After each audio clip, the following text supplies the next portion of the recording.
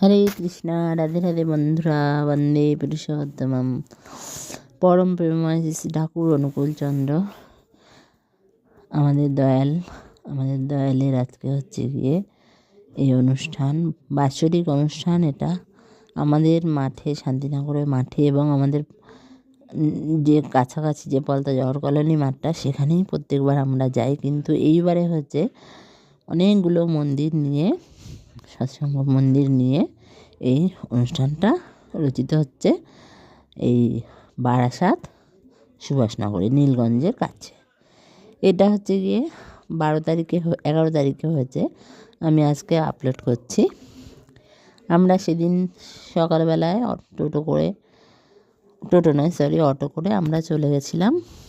ভোরবেলা তখন 9:30 10টা হবে, তখন আমরা মাঠে গেছিলাম। এবং দেখো, মন্দিরে ঠাকুর দর্শন করেই কিন্তু আমরা, যেহেতু সকালবেলা কিছু খেয়ে যাইনি আর টিফিনের টাইমটাও আমরা পার করেই গেছি, তাই জন্য একটু খিচুড়ি আমরা ভোগ হিসেবে গ্রহণ করছি। সকালবেলা কিন্তু রুটি, ছোলার ডাল এইসব দিয়েছে।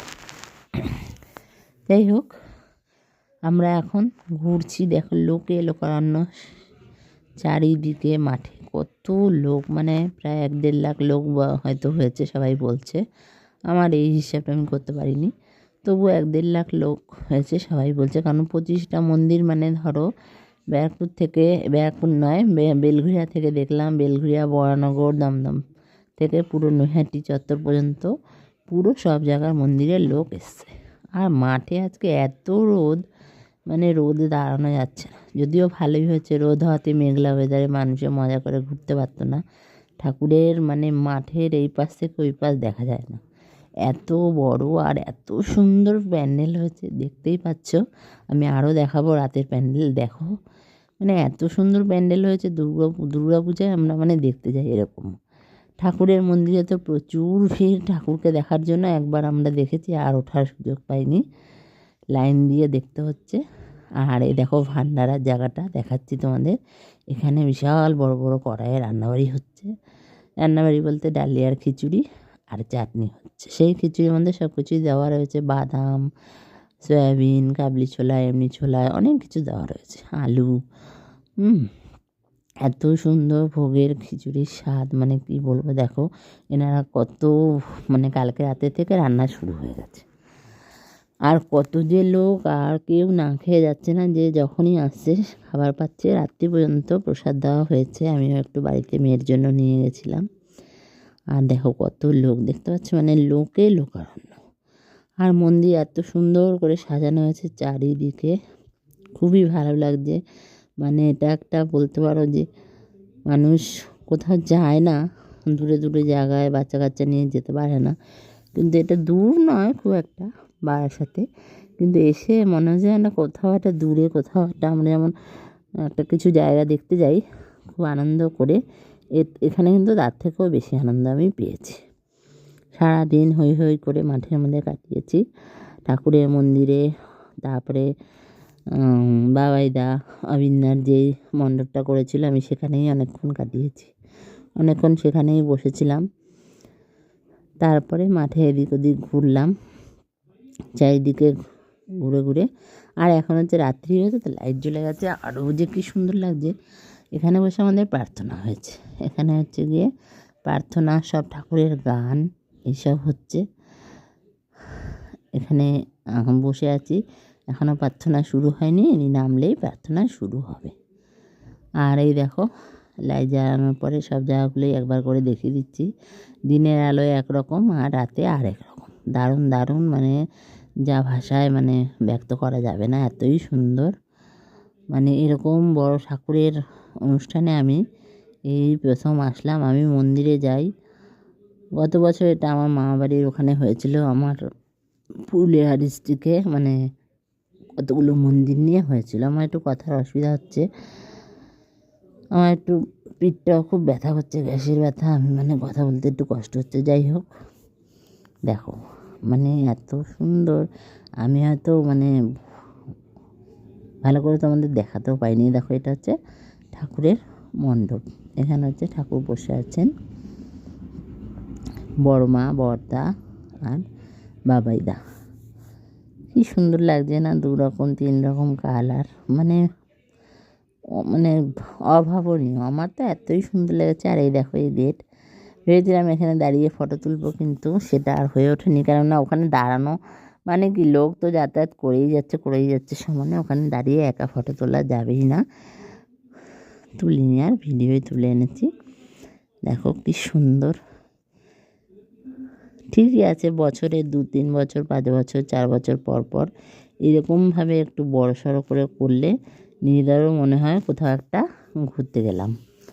আর মন্দিরে তো আমরা যাই, তবে এইবার শীতে আমি যেতে পারছি না মন্দিরে, কারণ হচ্ছে গিয়ে সময় কুলিয়ে পাচ্ছি না মন্দিরে, জন্য যাচ্ছি না।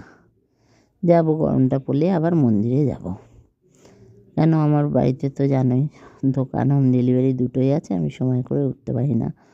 অনেকেই রাগ হয় আমি হয়তো খোঁজখবর নিই না, মন্দিরের কাছে যাই না ঠাকুরের, কিন্তু না, যে ভগবান উনি জানেন, প্রেমপম আমাদের যে দয়াল ঠাকুর উনি জানেন যে নানান কাজের মধ্যে দিয়ে তাকে স্মরণ ঠিকই করি, মন্দিরে ঠিক টাইম গুছিয়ে আমি যাব।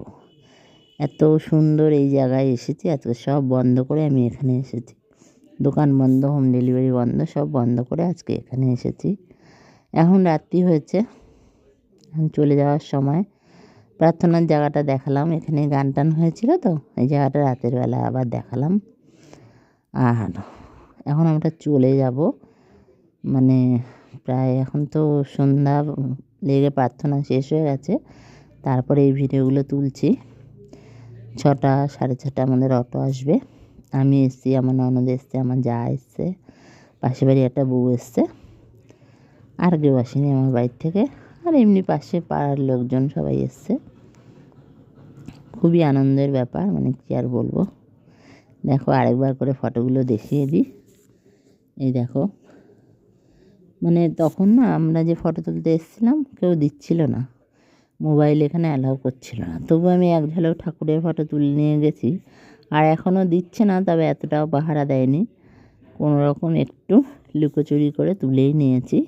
আসলে এত সুন্দর, এগুলো যদি একটু ভালো করে তুলতে পারি তো ভালো হয়। যাই হোক, সে আর কি করব, যা পেরেছি তাই তুলেছি। তোমাদের কেমন লাগছে তোমরা জানিও। আর এই দেখো, আমি তো এতক্ষণ ধরে তোমাদের কাছে কথা বলছি, নিজেকে দেখাইনি। এবারে দেখো আমি মাঠের দিয়ে হেঁটে যাচ্ছি। আমি কিন্তু এখন সঞ্জয়দাকে খুঁজছি, কারণ আমরা অটোতে উঠবো, অটোতে উঠে তারপরে আমরা কিন্তু বাড়ির দিকে রওনা দেব, কারণ আমাদের প্রোগ্রাম প্রায় শেষ। এখন হবে ব্যান্ডের প্রোগ্রাম, সব আমাদের ঠাকুরের প্রোগ্রাম সব শেষ, ব্যান্ডেও ঠাকুরেরই গান হবে, কিন্তু আমরা আর থাকবো না, অটো চলে আসছে, টাইম হয়ে গেছে, আমাদের ফিরতে হবে বাড়ির দিকে। আর আজকের ওয়েদারটা মানে কি বলবো, অন্য সময় বাড়িতে যখন থাকি তখন একটু রোদে বসার জন্য খুব মানে ইচ্ছা হয় যে একটু রোদে বসি। আজকে এত ঝকঝকে আর এত মানে গরম, রোদের তাপ, আমি রোদে বসতেই পারছি না, মানে ভালো লাগছে না রোদে বসে। আমি অবিন্দার মণ্ডপে গিয়ে বসেছিলাম, অনেকক্ষণ বসেছিলাম। তারপরে এরা মানে এত ভিড়ের মধ্যে তো আত্মীয় স্বজন যারা এসছে, নিজেদের লোকজন সবাই কোথাও ছাড়াছাড়ি হয়ে গেছে, যে যার মতন ঘুরছে, আমি আমার মতন ঘুরছি। যাই হোক, খুব আনন্দ হয়েছে, আনন্দ করে বাড়ি ফিরলাম। আর এখানে আরেকটা জিনিস তোমাদের তুলে দেখাতে পারিনি, এখানে এক জায়গায় বসেছিল তিলের মানে নাড়ু, নারকেল নাড়ু, তারপরে হচ্ছে খই, মুড়ি, ওগুলো সব কিনেছিলাম 5 টাকা করে, কয়েক রকম কিনে আমি খেয়েছি। আর আমি বুঝতে পারছি না, এখানে যে পায়খানা বাথরুম করেছে না গো, সব নতুন নতুন কেন করেছে, এখানে কী হয় কে জানে। ঠাকুরের একদিনের প্রোগ্রামের জন্য তো আর করবে না, কোনো কিছু হয় এখানে, যদিও আমি জানি না। আমাদের ওর বাবা আসলে হয়তো, বা কেউ যদি আসতো আমি জিজ্ঞেস করলে বুঝতে পারতাম। এবারে আমার চেনা জানা কাকে আর জিজ্ঞেস করবো। যাই হোক, সেসব নিয়ে আর মাথা ঘামিয়ে লাভ নেই। খুব সুন্দর জায়গা, আমাদের কোনো কষ্ট হয়নি, জলের কষ্ট না, কোনো খাবার দাবারের কষ্ট না, কিছু কষ্ট না। ঠাকুর যেখানে থাকে সেখানে আর কষ্ট কিসের। খুবই আনন্দে সারাদিন কেটেছে, আর এখন আনন্দ করেই বাড়ি ফিরছি। আমাদের একদিনের প্রোগ্রাম, এটা একদিক দিয়ে ঠিক, কিন্তু আবার মনটা খারাপ হয়ে যায় যে এত সুন্দর জায়গাটা ছেড়ে চলে যাচ্ছি। কালকে তো ওই মাঠ ফাঁকা।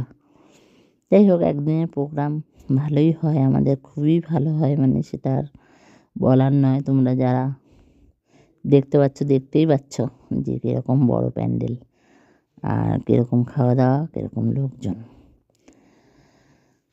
যাই, এবারে তোমরা সবাই ভালো থেকো, ঠাকুরের নাম করে যাও। ঠাকুর ছাড়া সঙ্গে কেউ নেই, তাকে নিয়ে আমাদের চলতে হবে। তাকে নিয়ে চললে আমাদের যতই অসুবিধা আসুক, আমরা ঠিক অসুবিধা পার করে চলে যাব।